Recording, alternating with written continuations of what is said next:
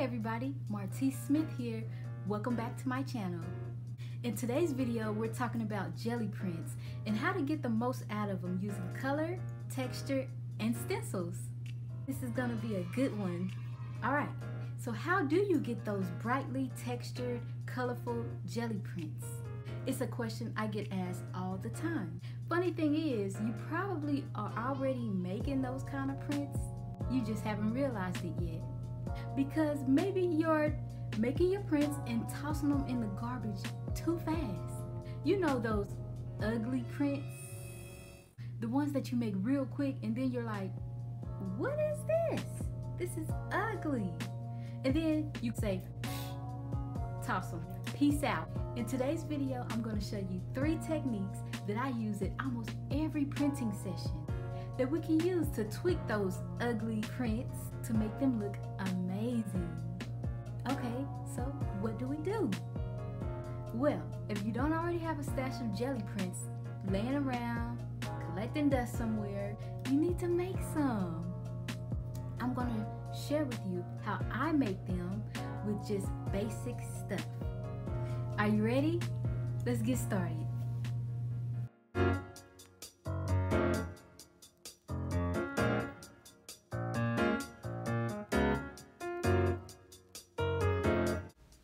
To make these jumbo-size tags, I'll need to trim my paper down. I'm using a standard size 8.5 by 11 inches and trimming that down to 8.5 by 5.5 inches.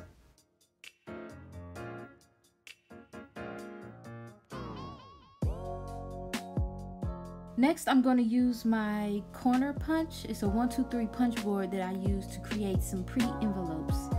And I like for the corners to be rounded just because it gives me that nice organic feel and continuous line.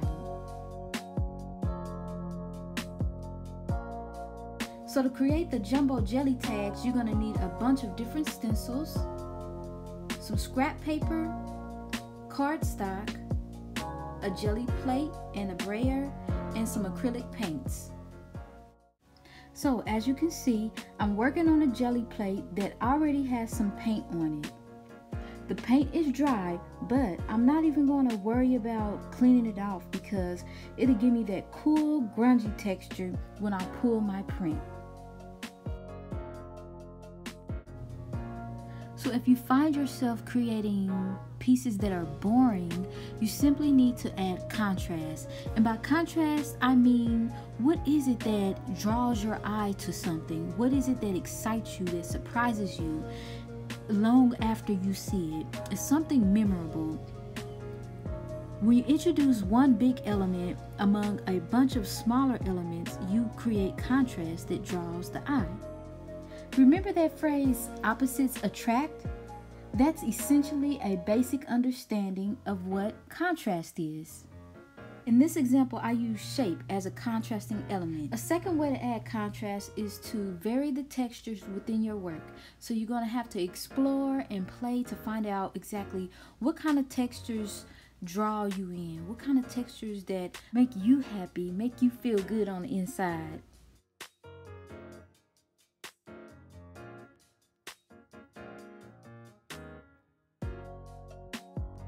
And of course, it wouldn't be right to waste all that good paint.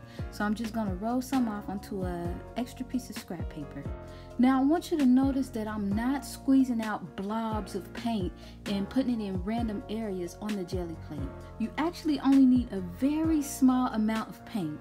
Now it's going to look and feel like you're not putting enough paint down, but trust me, you don't want globs of paint on your prints.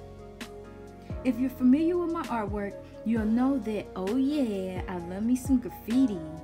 And I like using it as unexpected visual texture. So I like using it because it gives off those vibes of bold playfulness.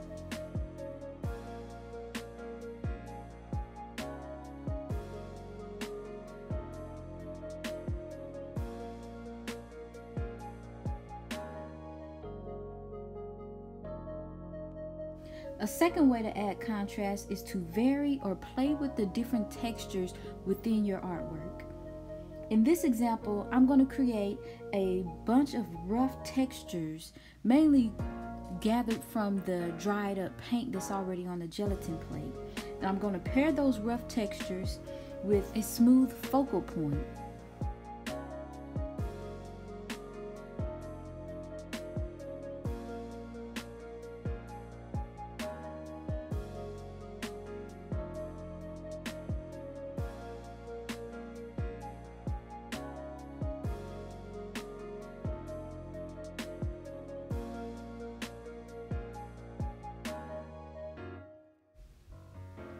A third way of adding contrast to your work is to introduce a complementary color. Like here, I'm using green and magenta. Complementary colors are directly across from each other on the color wheel. These colors will instantly make your work more dynamic and interesting because they are so eye-catching when they're paired together. Now, I gotta warn you, using complementary colors together in one piece can be a little bit tricky. My secret is to apply one color at a time and let that completely dry before I even add the second color.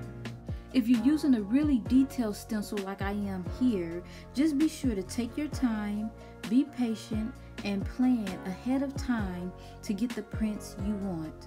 If you want to create a color wheel for your art journal, there's a link to a tutorial in the description box below. There you have it, 3 different ways to create contrast.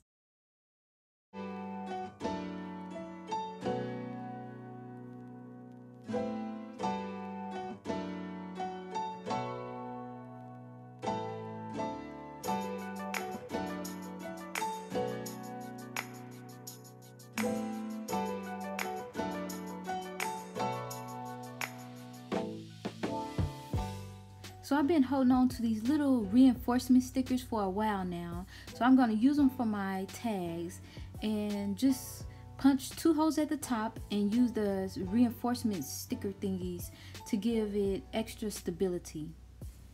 Oh, here's an example of one of my finished tags. Tons of contrast on this one. There's modeling paste and a big old face in an unexpected place. I really like how these jumbo tags are starting to look, but I feel like I still need a few more layers before I feel that they're complete. So I'm going to use some black modeling paste with a palette knife, and I'm going to be using a cosmetic sponge for some more stenciling. So right now I'm going to go through this process called auditioning with my stencils. Basically what that means is laying down a bunch of stencils and just playing with them to see which ones I want to use for these journaling tags. If you decide to use paint instead of modeling paste, just be sure to use a very small amount of paint on your sponge. Sometimes I find that applying a couple of layers instead of one big one gives me those nice crisp lines without the paint seeping underneath the stencil.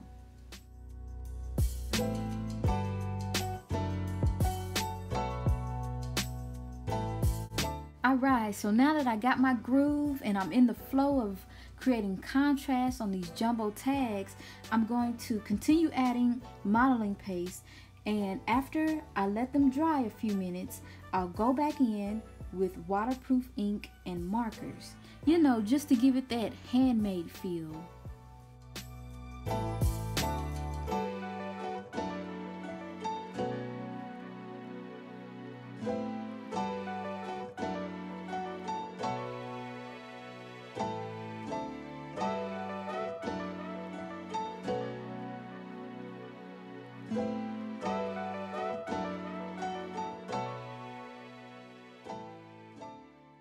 You know, you can have so much fun playing with stencils.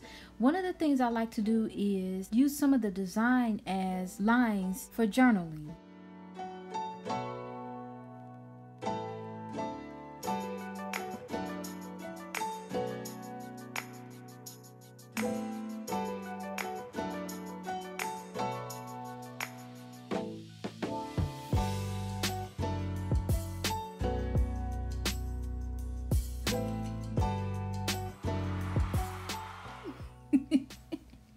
Now comes the hard part.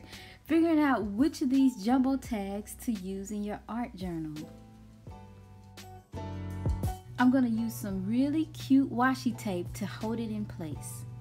You don't have to put them in your art journal. You could use them as journaling trading cards if you wanted to. You can put them on your vision board. Oh, you can even collage them into larger paintings. If you enjoyed today's video, please leave me a thumbs up and subscribe to get notified when I upload the next one. Until next time.